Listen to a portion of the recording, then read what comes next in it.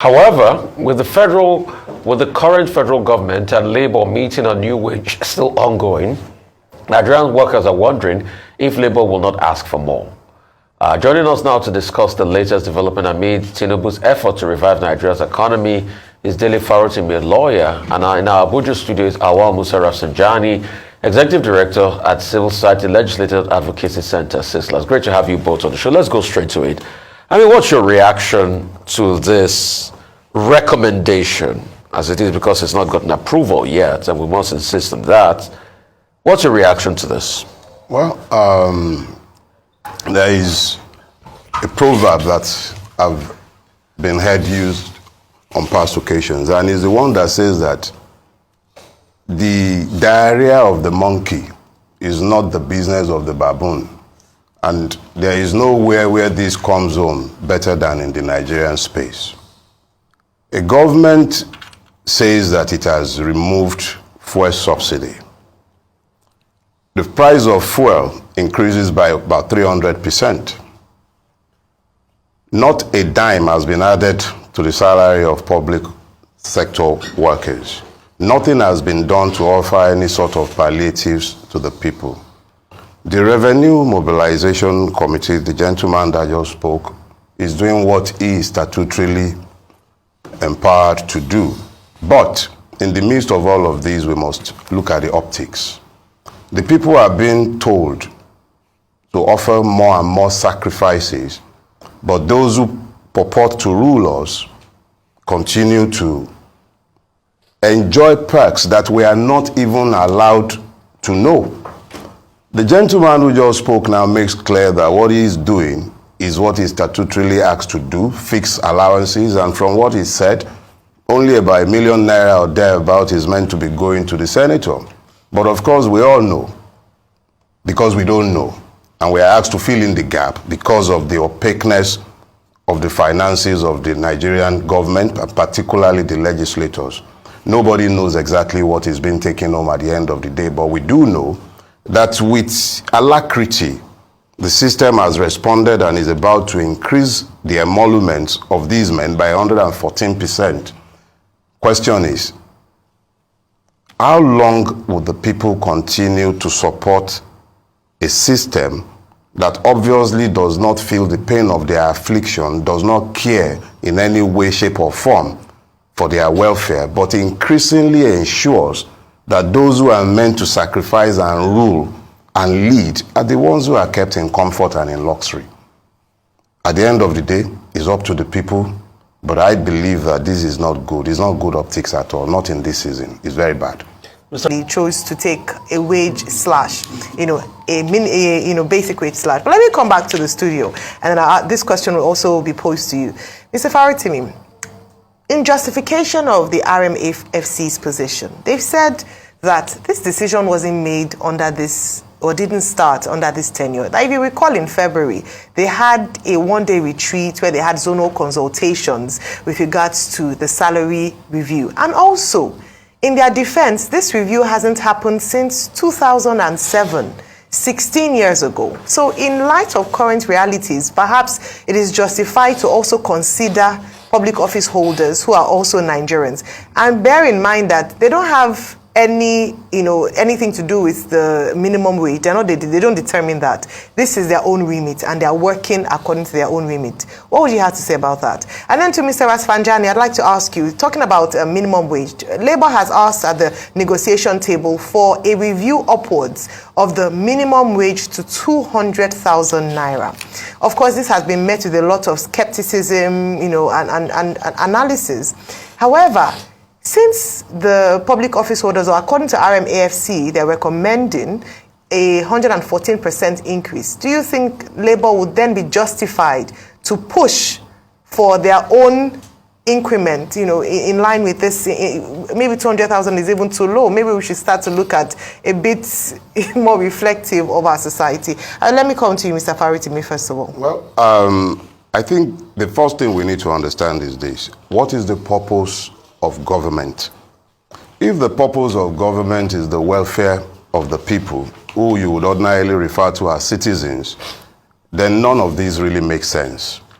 If the purpose of government is to serve the people, we shouldn't be wondering exactly how much our legislators, whether that be the House of Reps or any public officer for that matter, we should not be wondering exactly how much they are earning. The level of covering, the complete darkness as to how much is the take-home pay of a public official, especially an elected one, speaks to the kind of society we have built, what sort of politicians, quote and unquote, we have evolved, who do not even feel the affliction of the people.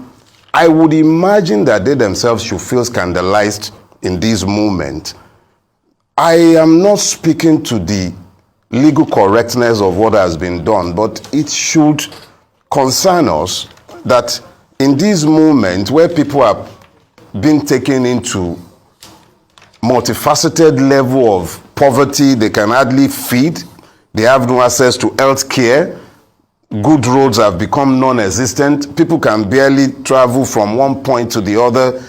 The last thing we should be discussing is anything that suggests an upward review of any sort of reward for those who have brought us here. So yes, this government did not start this.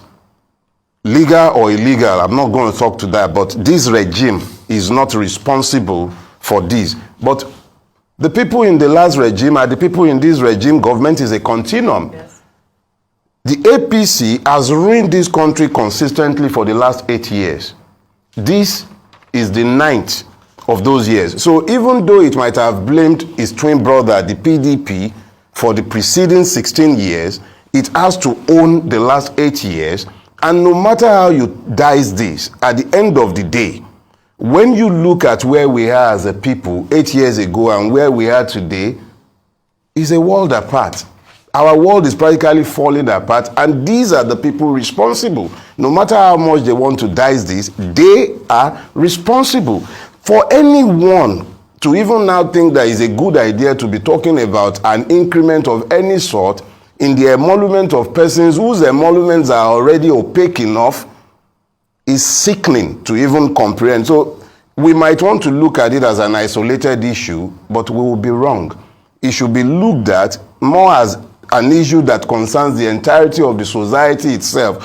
What kind of society, what kind of people think it is all right to be talking about an upward review? These are people who should voluntarily on their own not only declare what it is that they are taking that we do not know, but even begin to talk about cutting the cost of governance drastically. So where we are today, that we are even discussing this like it's some sort of subject that should be discussed by rational beings, is suggestive of the level of putrefaction that are set into our society. It is not a subject we should be discussing at this time, in this situation. It shows the insensitivity of the ruling class, that we even consider something as sickening as this. This is not the time. This is not even about partisan politics again. It's about the humanity of the person you call a Nigerian. How in the world do you go about the business of even talking, not even suggesting it? There is even been... All right, okay, so you use the word insensitive. ASUP have also described that as insensitive. Mr. Basfanjani, Labour have also said it's provocative. What's your take on this with regards to the ask of Labour following the fuel subsidy removal, that the minimum wage for Nigerian workers to be 200,000 naira in light of this recent development?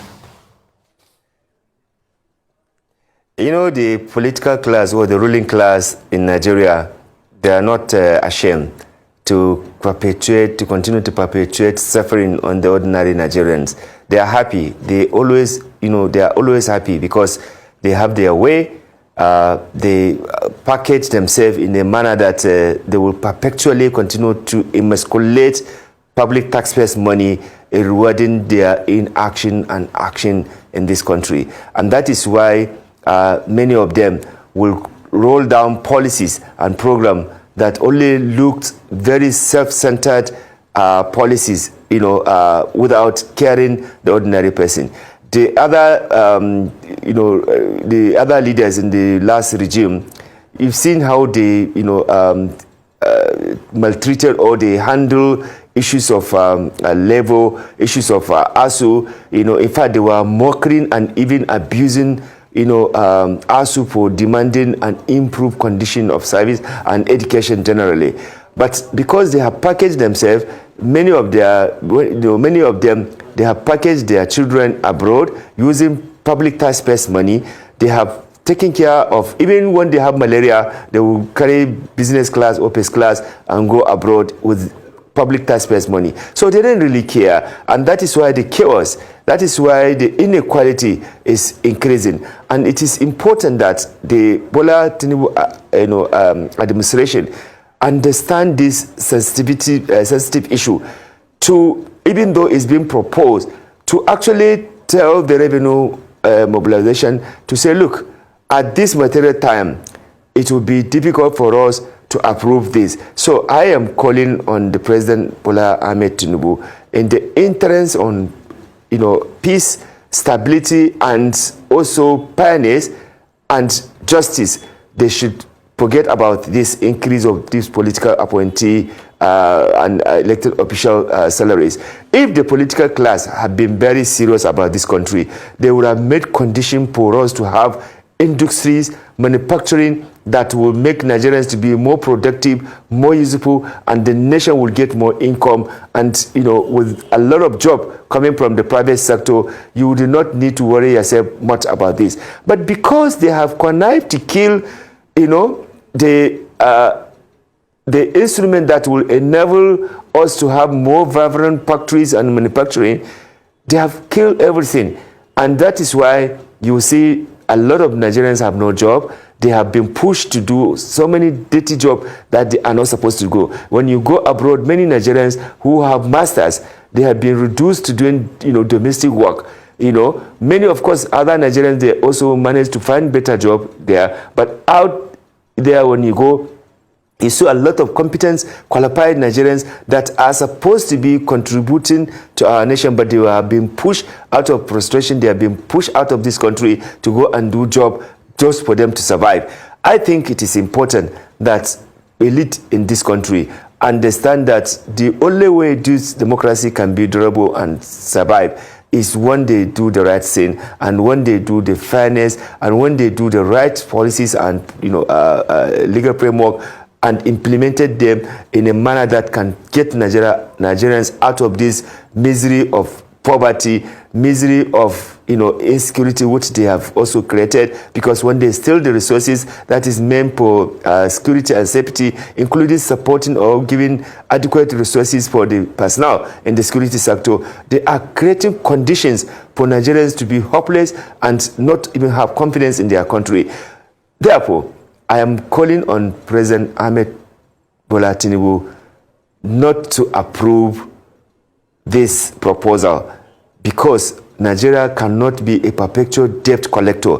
Last regime of Buhari had, made useless of this country by every time going to go and borrow money, and not even in accordance with the fiscal responsibility law. So therefore, we cannot come back now again and start borrowing to pay people who are already overpaid. Because as far as I'm concerned, if you look at some of the governors in the National Assembly, they have already legislated permanent pension and gratuity for themselves.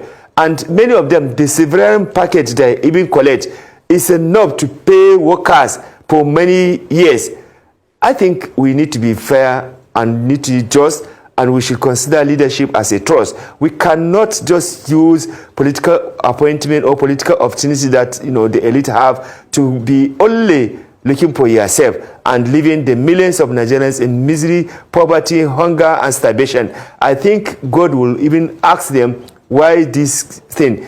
Definitely, God will interrogate this kind of thing. If they think Nigerians should not, interrogate, I think many Nigerians believe in the hereafter. Many Nigerians believe in God. They should always put God and pity and mercy Nigerians who cannot afford ordinary medication in hospital. The services are not there. In other places where you have this kind of thing, you will see so many things functioning.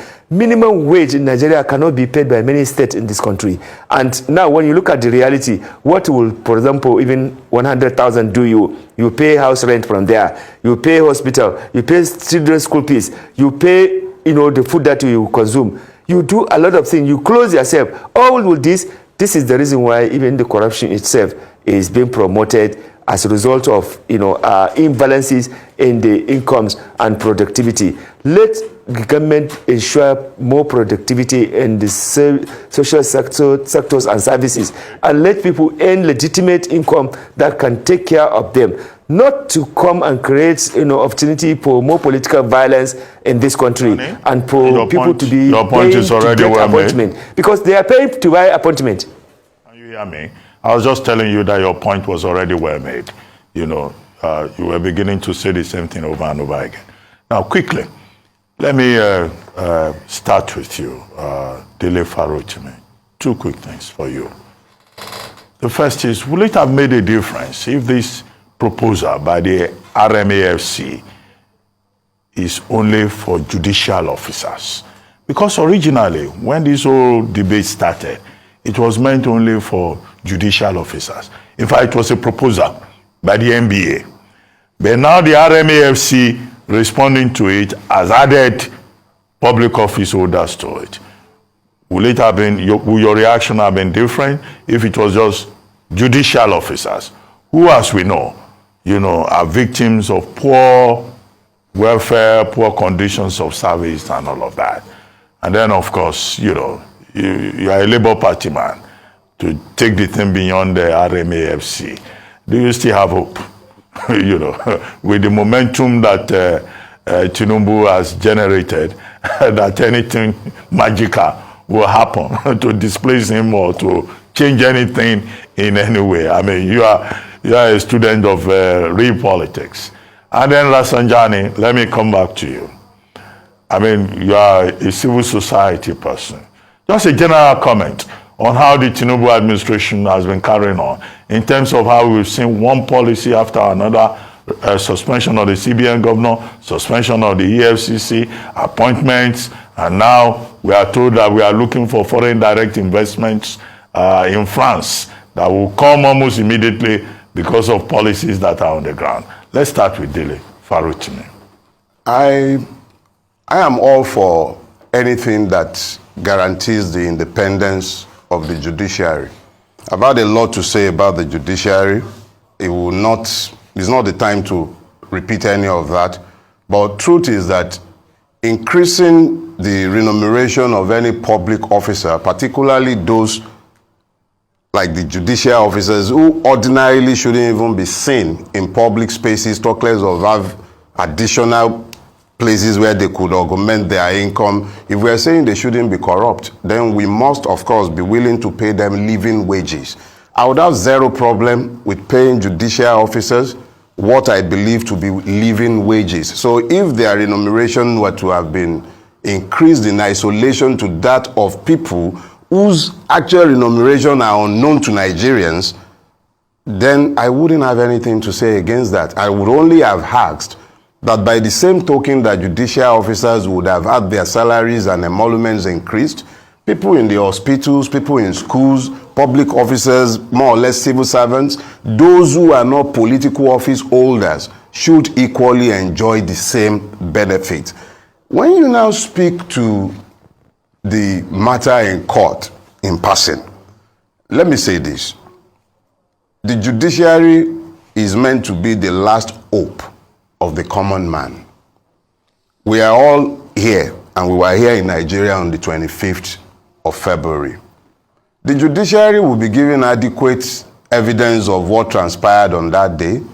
They also live in this society. It is up to them to decide how they wish to be remembered. I have already said, I have zero trust or hope in the Nigerian judiciary. I'm on record as having said that multiple times.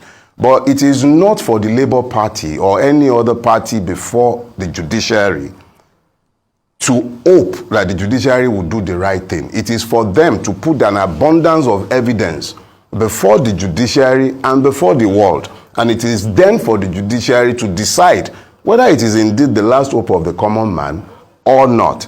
Now, to speak to the momentum being gathered by the TINUBU administration, quote and unquote, let me first of all remind us that unilaterally, without thought, and without having made any preparation before or after, removing the subsidy, quote and unquote, on petrol is not momentum.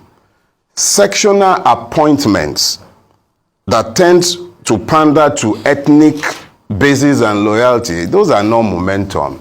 The truth has a way of catching up with all of us. That somebody has gone off to Spain to go and bring investors from the moon, those are not momentums. Eventually, when the tire hits the road and people begin to understand just exactly how divorced from reality those who purport to rule Nigeria are, those who are already looking at situations and think that the only thing to be thinking about in this moment are increases in political office holders' salary, eventually, the people, whether they were APC members, PDP members, Labour Party members, when they find that when they get to the filling station, nobody demands their party affiliation. When they get to the market, nobody is asking whether Yachinedu is paying more or less than the other. The commonalities of their afflictions will become obvious to them. And they should by then begin to understand that this is not about ethnicity. It's not about political affiliation even. It is about the common good and the common interest. Those who care about common good focuses on what is best for all, not on what is good for a section. Any young Nigerian below the age of 30 that you recruit in a job in Nigeria today is already processing some visa or the other out of Nigeria. They're running away. So what hope is being renewed? Momentum will soon find momentum, and we'll know whether it's mentolitum or aboniki. Okay, well, you know, your point about judiciary not being the last hope of the common man. Only yesterday at a forum, Femi Falana SAN, in fact, said the judiciary is now the last hope of the Nigerian bourgeoisie. Oh, well. You seem to agree with